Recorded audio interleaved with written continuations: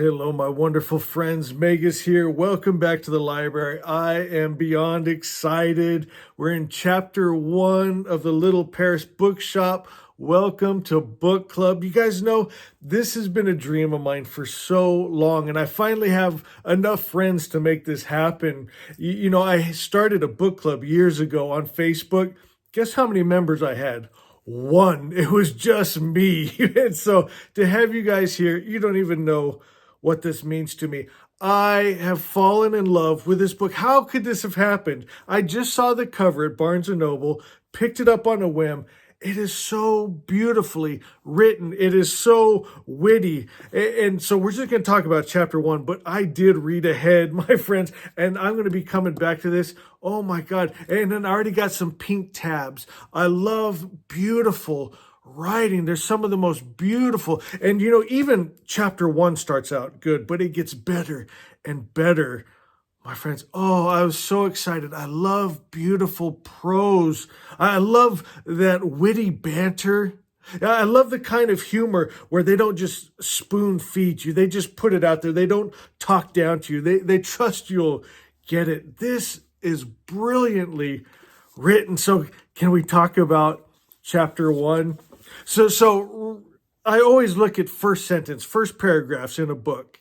And this started off beautifully. It says, how on earth could I have let them talk me into it? Already I'm hooked. What did they talk you into? I love this. And so a man was caught apparently cheating on his wife and leaves her and takes everything, leaves her in an apartment with nothing in it. And so now everyone in the building is coming together and gathering around her to help her. And I think that is so beautiful. But this makes me laugh. So here's the women talking and talking about how awful what this man did. And they said he treated his wife shamelessly, scandalously, like a moth treats a wedding veil. I love that imagery.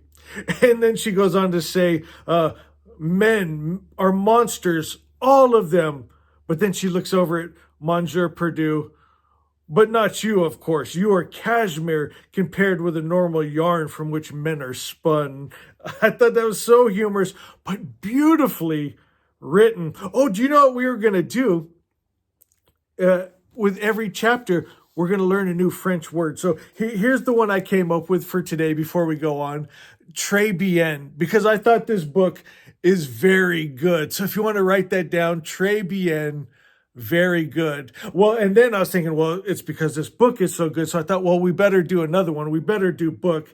And man, I'm having a heck of a time pronouncing this. And I've got some wonderful friends in France watching this. Please go to the comments and help us with our French lessons. But livre, and the R's was throwing me. It almost reminds me like when they say France, there's like a kind of a W in there. So how do you say that? Lèvres, book? Help me with that in the comments. But this book is very good. This Lèvres, très bien. It's beautiful. Oh, and then, we did kind of get some extra French words because we have Monsieur Perdue. Right, so Monsieur is Mr. and Perdue is lost. So Mr. Lost is our protagonist here. So they go on, right? They're wanting to get her furniture and things to fill her apartment. And so they're asking Monsieur Perdue what he can give. And so he's a bookseller. The first thing he thinks of is, of course I can help. I'll give her a good book. And they're all, like, not a book. We need something more practical, more useful. And I love it. It says, the bookseller could not imagine what might be more practical than a book. I love that. And so now the mystery begins. This book is a mystery. Already from the very first paragraph, how on earth could I have let them talk me into it? To what? So the mystery begins. So he's taking all the books off of his shelf so he can move the bookshelf because there's a door hidden behind it. Right? And then I love as he's pulling the books off, he names some. We have Orwell, 1984. We have When the Clock Struck 13, A Tale of Time Travel. And so now he moves the bookshelf, exposes the door and opens it up. Now, he doesn't mention who the missing person is, right? Did you notice that? It's just a dash when he talks about this missing person that he's trying to forget. And then this is kind of beautiful and sad. I love how we're getting to know this character. We're just in these short, very short chapters, she really paints a picture. And we see his broken heart here. It says there were candlesticks and whispering, full wine glasses and music, dancing, shadows on the wall, one of them tall, the other strikingly beautiful. There had been love in this room, and now only me. And he clenched his fists and pressed them against his burning eyes. So the mystery behind that room, behind the bookshelves, it's someone that's gone. And he's obviously heartbroken about it. Can't even say her name. And can I read you? Whenever I put my pink tabs are just beautiful prose. My blue is humor. And then my yellow tabs are just beautiful quotes that I want to go back to. Can I read you some of the pink? It says, Monsieur Perdue swallowed and swallowed again to fight back the tears.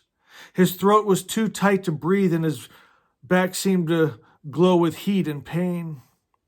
When he could once more swallow without it hurting, Monsieur Perdue stood up and opened the casement window.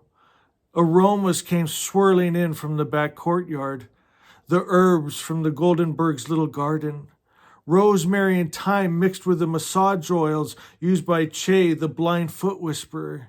Added to that, the smell of pancakes intermingled with Kofi's spicy and meaty African barbecue dishes. Over it drifted the perfume of Paris in June, the fragrance of lime blossoms and expectation. But Monsieur Perdue wouldn't let those scents affect him.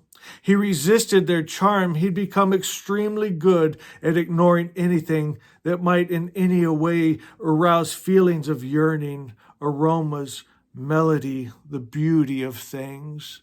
You know, I haven't read beautiful prose like that since Circe, since Picture of Dorian Gray. So when I started reading this, I got that same feeling, my friends, and that's why I had to read on. It's so beautiful. Oh, he says he had opened the door. I like this. This is good imagery. He had opened the door to the room in which all his love, his dreams, and his past had been buried. Memories are like wolves. You can't lock them away and hope they leave you alone. Wow. You got to face them. I got a feeling that's probably what's going to happen. So it goes on at the last little bit here. He pulls the table out and is taking it across the hall to give to the woman, but he hears her sobbing like maybe she's sobbing into her hand or a pillow, crying like someone that doesn't want anyone else to hear. And then that takes us to tomorrow, chapter 2. Oh, are you guys loving this? Let me know, guys. What did you get from this? What kind of stands out to you? Are you loving the prose? Just go talk. I love the interaction. Let me know everything you feel and think about chapter 1. And then, my friends, I can't wait to see you tomorrow for chapter 2. I love, love, love you.